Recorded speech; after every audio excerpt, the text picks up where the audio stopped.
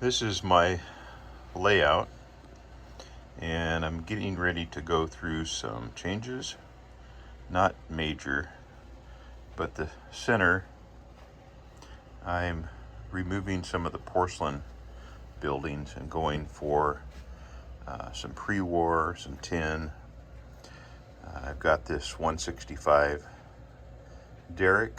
I've also got a 455 oil derrick that needs a home, and so I've removed a couple of ceramic buildings.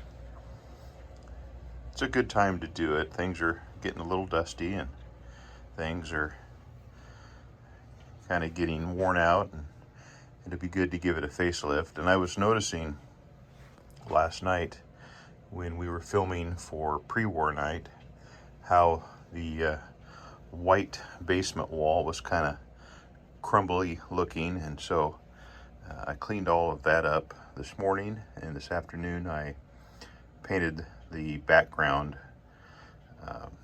trying to remember, blue jay I think is the color, and then a medium green on the deck just to freshen it up. And for those of you that haven't seen where the bridge goes, there's a couple pieces of Gargrave's track, and if you can see right here, this is a little bit lower. And the bridge, got the chairs up, but the bridge is sitting over here. And this bridge is fairly old. It's actually made out of plywood, if you can see the veneers. And it was found in an attic up in a small town on the Columbia River in about 1953. So it's been around a while, and it's wide enough to get two tracks through barely. And it used to have a bottom in it, but I made it a lift out so that any of the bigger equipment we can run without the bridge. The layout is a double loop, goes all the way around,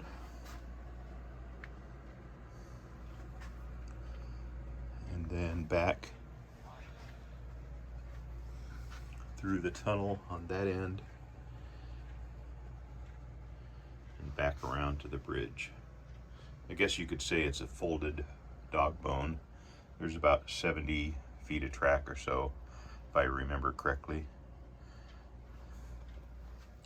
My design was to not have any switches, and then Dick Reichard came out with these build your own switches, which are based on Mark prototype, even the switch machine. And someday I should do a little video on those. The pivot is such that the Mark's deep flange gears don't get tripped up on them, and the Lionel equipment will run through it as well. On the inside loop, which is probably going to get a little bit of a revamp, there's a couple of crossings, and those can be difficult. Sometimes I've used Mark's crossings, and sometimes I've used Lionel crossings, and there's not really a good answer other than removing the crossings. I'm not sure what I'll do about the Mark's manual 027 switches. You can see Main Street's getting a little bit plugged up. It's probably time for the MTH gas station to go away. I'm leaning towards less plastic and more tin. The layout itself was built 25 or 30 years ago. There's a ledger that's bolted to the concrete stem wall, and then it has joists that hang over a beam, and they're supported by 4x4s. And I'm a big guy, and I can get up on top of the deck with no problem at all.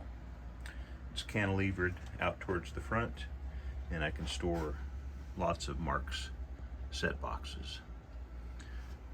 Against the wall, I've got just miscellaneous equipment that people can run.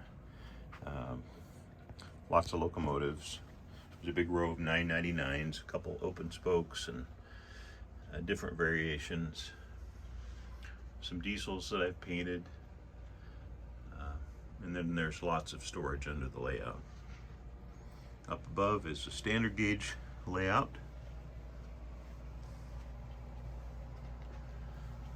That could use a little work as well.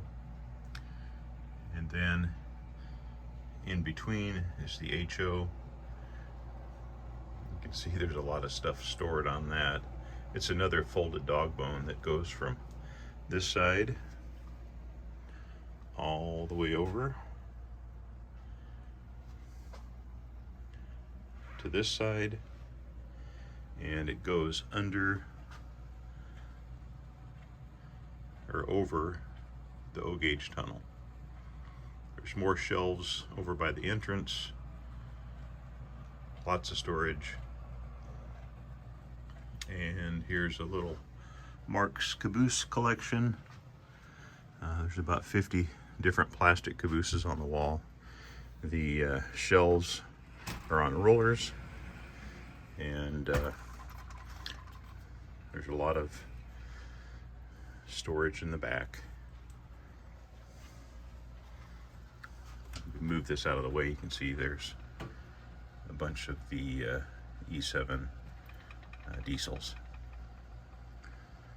So that's it, and I'll try to take another video when things are a little bit more finished. Thanks for watching.